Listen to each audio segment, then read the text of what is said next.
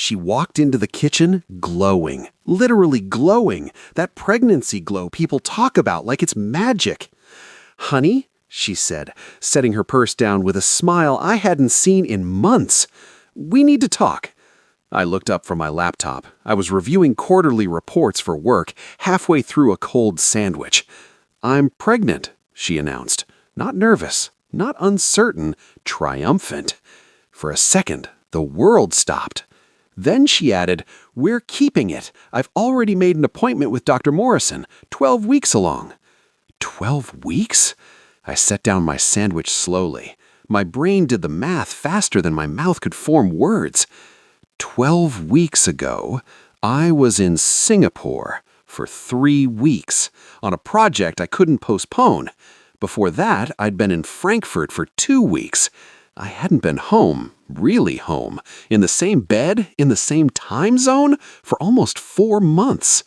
I looked at my wife, at her smile, at her hand resting on her still flat stomach like she was already protecting something precious.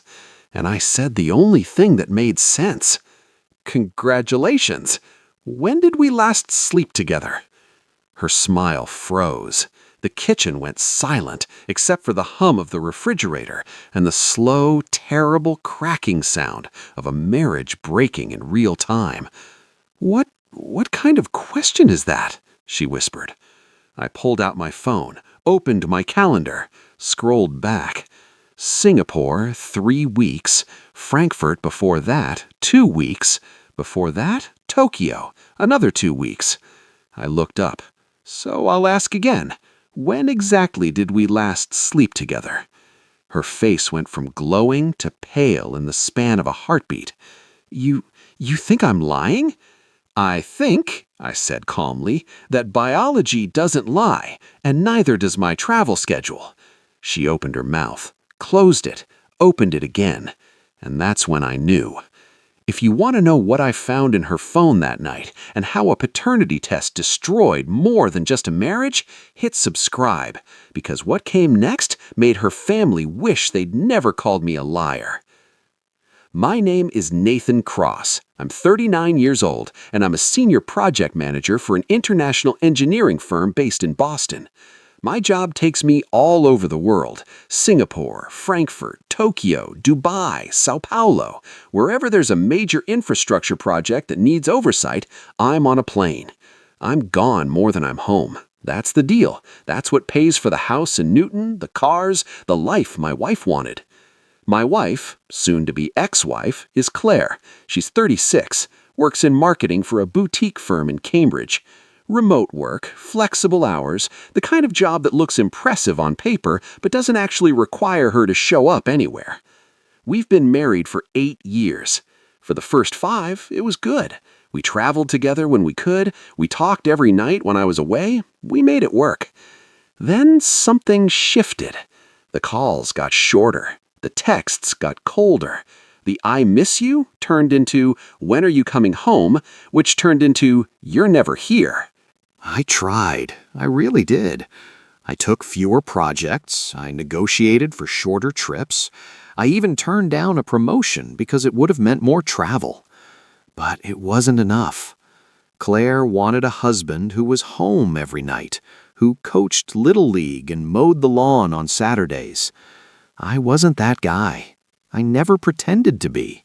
But I was faithful. I was honest. I sent money home. I called every night. I thought that counted for something. Turns out, it didn't. The pregnancy announcement came on a Tuesday. I'd just gotten back from Singapore the night before, jet-lagged, exhausted, barely coherent.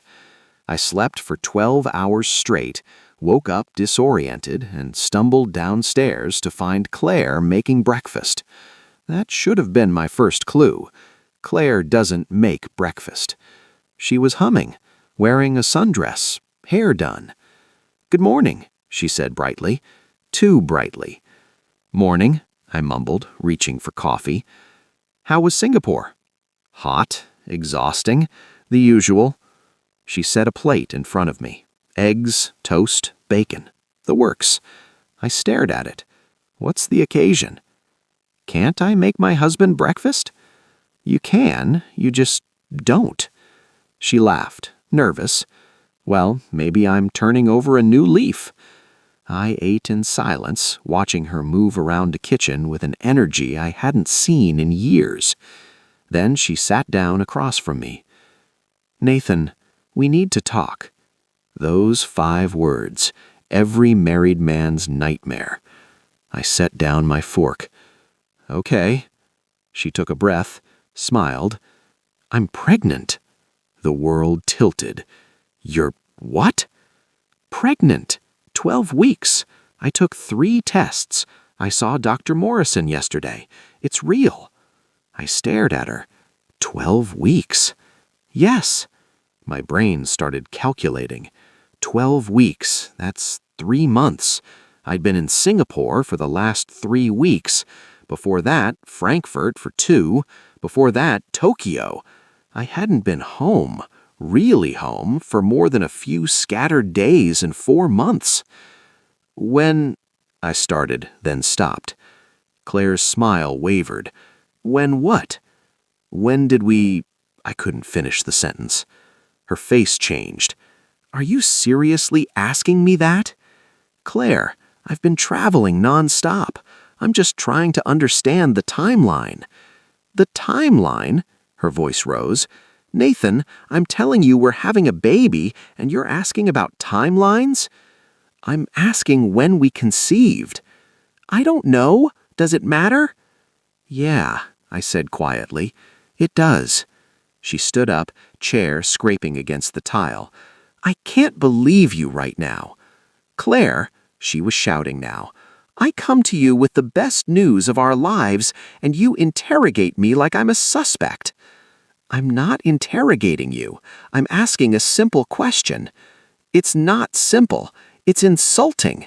I stood up too, kept my voice level. Claire, I've been out of the country for 4 months.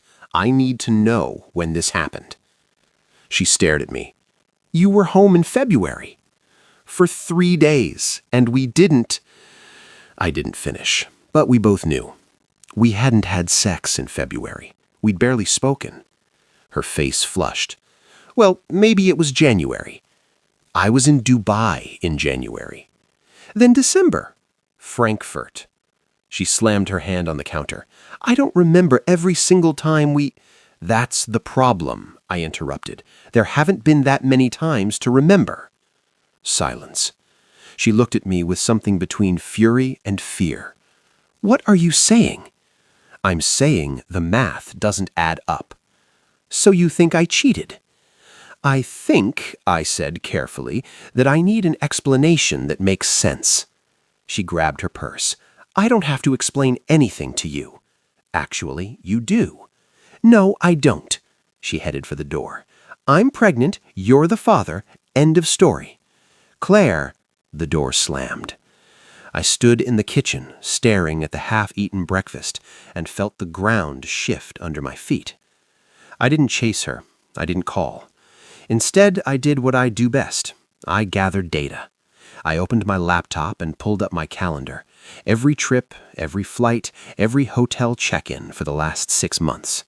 Then I cross-referenced it with our credit card statements. Joint account. Every purchase, every transaction. If Claire was 12 weeks pregnant, conception would have been around mid-January. I was in Dubai from January 8th to January 24th.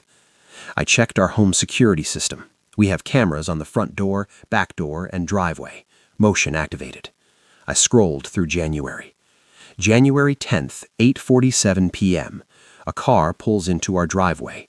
Not Claire's. A black Audi. A man gets out. Tall, dark hair, well-dressed. Claire opens the door. She's smiling. They hug. Not a friendly hug. A long hug. They go inside. The camera doesn't show what happens inside, but it shows when he leaves.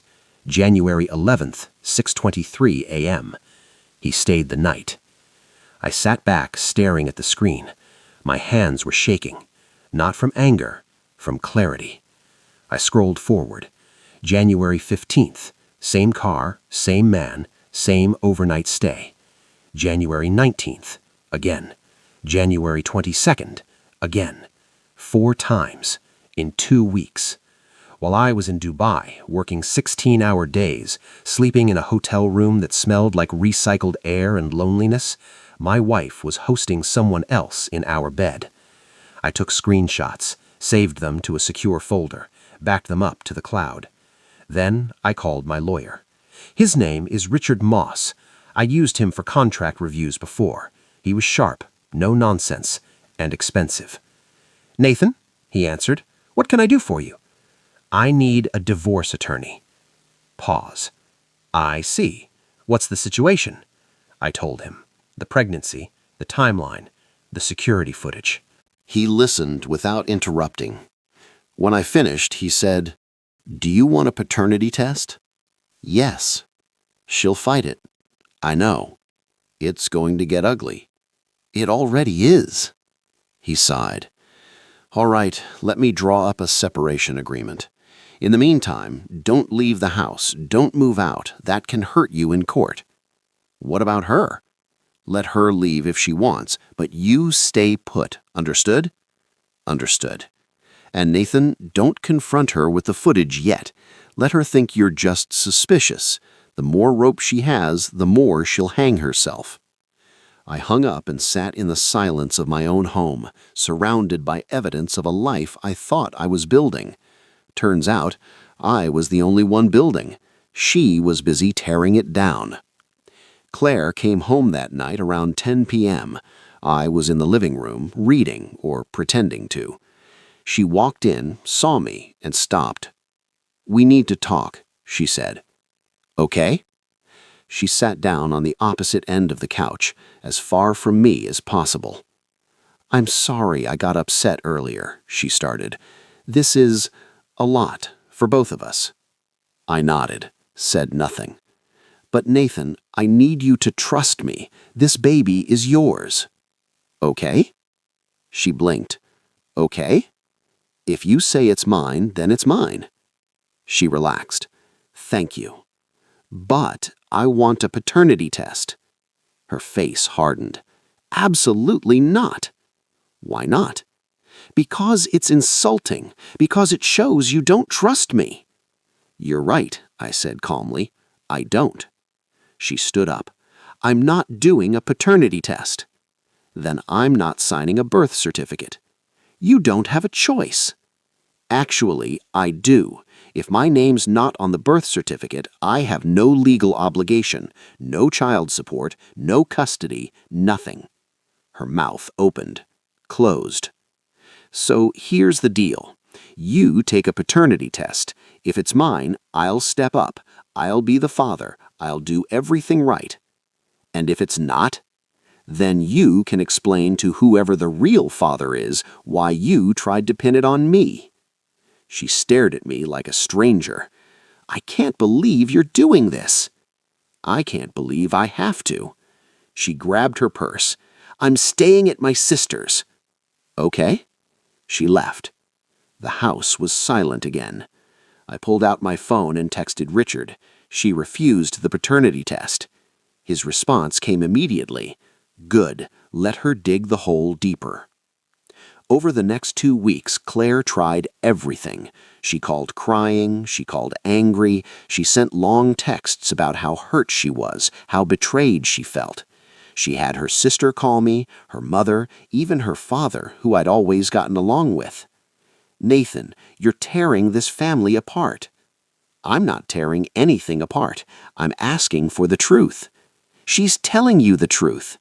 "Then she won't mind proving it." He hung up. Her friends started posting on social media, vague messages about toxic masculinity and controlling husbands. I didn't respond, didn't engage. I just waited. Finally, 3 weeks after the announcement, Richard called. "She's agreed to the paternity test." I exhaled. "When?" "Next week. Non-invasive prenatal paternity test. They'll take her blood, compare it to your DNA. Results in 7 to 10 days. And if she tries to back out?" "She won't. I made it a condition of any settlement. No test, no negotiation." "Good. Nathan, he said carefully. Are you prepared for the results? What do you mean? If the baby's not yours, this is going to explode. Her family, your family, mutual friends, everyone's going to have an opinion. Let them. And if it is yours? I paused. Then I'll deal with that too. But deep down, I already knew. The baby wasn't mine. The test was scheduled for a Tuesday morning at a clinic in Brookline. I met her there. We didn't speak, just sat in separate corners of the waiting room like strangers. When they called her name, she stood up, looked at me once, and walked through the door. 20 minutes later, she came out, pale, shaking. They took blood, she said quietly. Results in a week. Okay. She left without another word. I sat there for a moment, staring at the generic landscape painting on the wall, and felt nothing. Not anger, not sadness, just the cold, clinical certainty that comes from knowing you're about to be proven right. The results came back on a Thursday. Richard called me at work. Nathan, we need to meet. Just tell me. Not over the phone. I left the office, drove to his firm, and sat across from him in his corner office with the view of the Charles River. He slid an envelope across the desk. Open it. I did. The letterhead was from the lab. Official, clinical. I scanned down to the conclusion. Probability of paternity, 0%. I read it again. 0%. Not 1%. Not unlikely. 0. I wasn't the father. I set the paper down. So, Richard echoed. What do you want to do? I want a divorce, I want her out of the house, and I want everyone who called me a liar to see this. He nodded. I'll draft the papers. I didn't call Claire.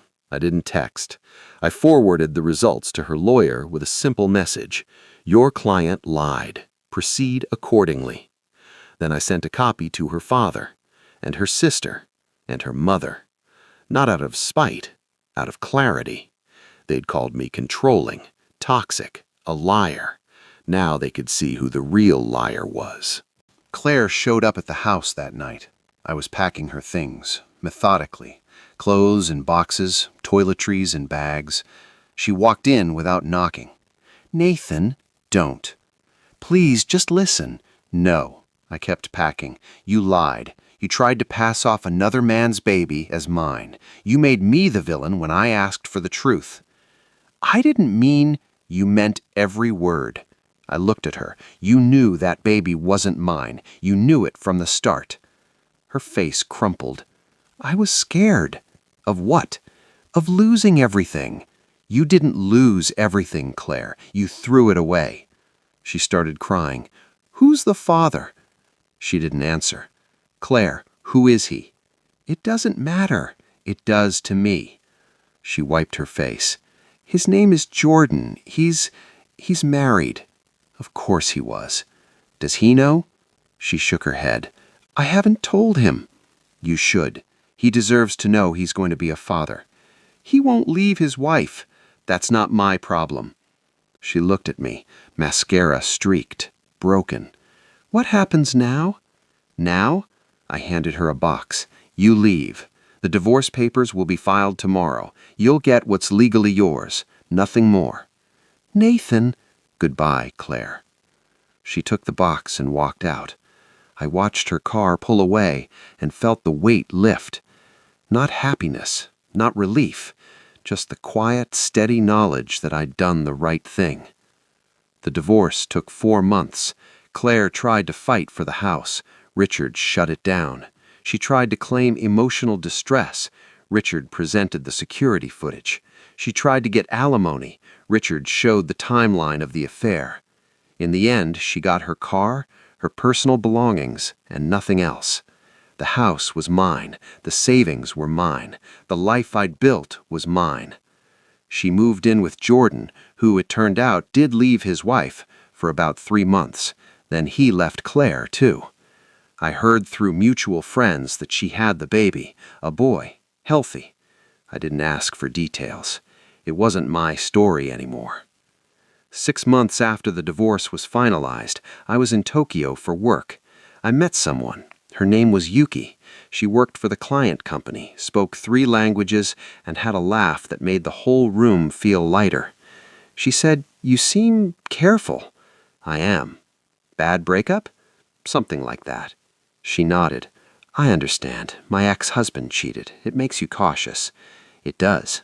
We walked in silence for a while. Then she said, "But you can't let one person steal your ability to trust." "I know." "Do you?" I thought about it, about Claire, about the lies, about the paternity test that confirmed what I already knew. "I'm working on it," I said. She smiled. "Good. That's all anyone can do." A year later, Yuki and I were still together. Long distance, but real, honest. She never asked me for anything except the truth, and I gave it to her, every time, because I learned something from Claire.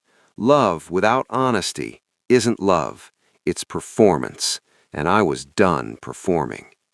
I still travel for work, Singapore, Frankfurt, Tokyo, but now, when I come home, there's someone waiting who actually wants me there, not for what I provide, for who I am. Claire tried to trap me with a lie. Instead, she set me free. If this story hit home, comment, "I'm free." If you've ever been lied to, if you've ever had someone try to rewrite your reality, if you've ever stood up for the truth when everyone else called you crazy, this one's for you. Hit subscribe for more stories about the quiet power of knowing your worth. Because the best revenge isn't proving them wrong, it's walking away and building something real.